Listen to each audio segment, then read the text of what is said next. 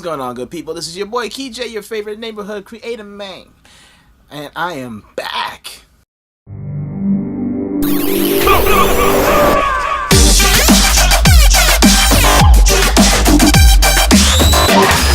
It's been a while, but y'all already know the question. What's been up, Jay? Well, I've actually been sick for the last 2 weeks, so yeah, I was gonna sound very snotty and very groggy if I was on camera. Yeah, saving you that little experience. But I gotta say though, that California trip was amazing. It's a lot of pictures and a lot of footage that I gotta sort through, so that's coming eventually. But I still got something for you today. Remember that episode where I went to New York for my first time?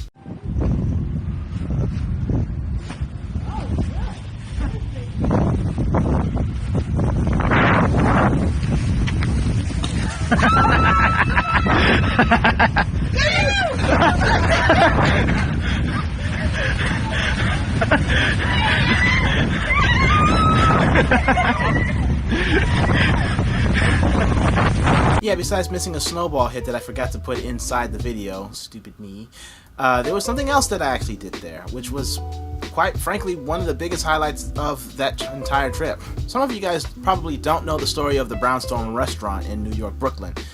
Two, now business owners, wrongfully convicted of a crime they didn't commit. And I actually had the pleasure of interviewing one of the owners. Check it out. Two men wrongly convicted of murders they didn't commit are now proud owners of a new restaurant in Brooklyn. In December of 2011, Hamilton was released and exonerated January of 2015. But Shakur was still locked up. I filed myself at least 13 motions before the last one was finally heard. On June 4th, 2015, Shakur was released from jail after a judge ruled the detective in the case lied.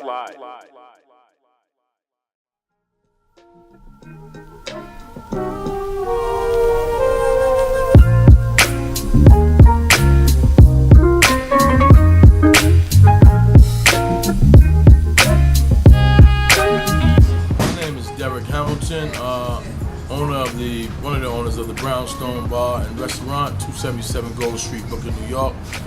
We are basically a bar and a restaurant that serves the community. We have several cuisine dishes and special cocktail drinks that the community love, and we're proud to serve them.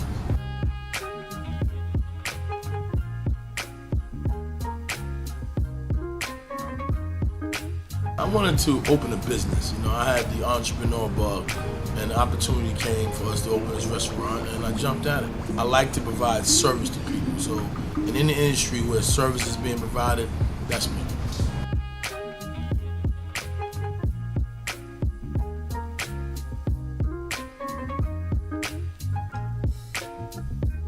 Absolutely.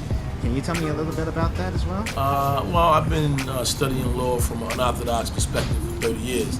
Hamilton has a noteworthy distinction. He is known as one of the top jailhouse lawyers in the country. I was incarcerated for a murder I didn't do.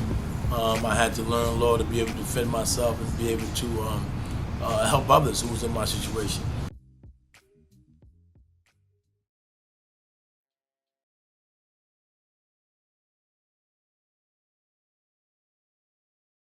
One of the tough parts of opening this business is being black. And dealing with the people that own the building who may be white. To be honest with you, racism exists at a high degree, and we ran into that. We ran into it today as we sit here and running the business, man. So we run into that every day. We just deal with it the way we deal with being wrongfully convicted. We fight it. We fight it on every step of the way. One of the things we do know is that whenever there's success, there's challenges. We got court battles right now, saying the music too loud, saying that our people that visit this establishment are animals. We're talking about politicians, we're talking about police officers, lawyers. That's who visit this establishment on the regular.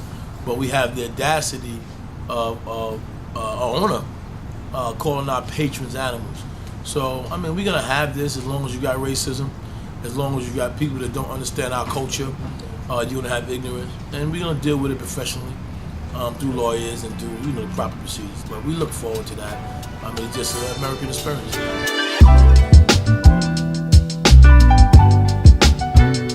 What advice would you give young black entrepreneurs who have always had the urge and want to start a business, especially of those coming from your similar situation? Jump in, but be willing to be the hardest working person in that business. If you don't have that hard work ethic, you better hire somebody that do. I mean, all businesses is hard work. Don't give up, and don't take a no for an answer. You just gotta make it happen. Work real hard. Redemption is sweet, and it's said that time heals all.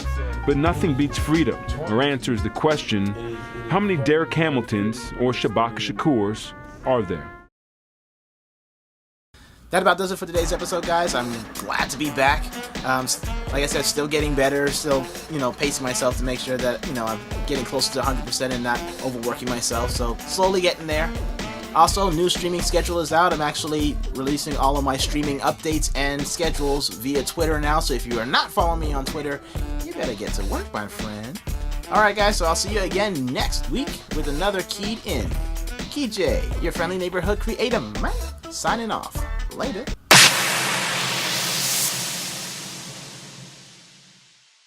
Like, what were the hardest parts, days, thoughts of knowing that you, an innocent black man convicted of something he did not do, was serving unjustified service? Well, the hardest part for me was not being there with my children, having the expectation that the system would do you right, and every year they failed you. I can deal with stuff like that, but my children couldn't.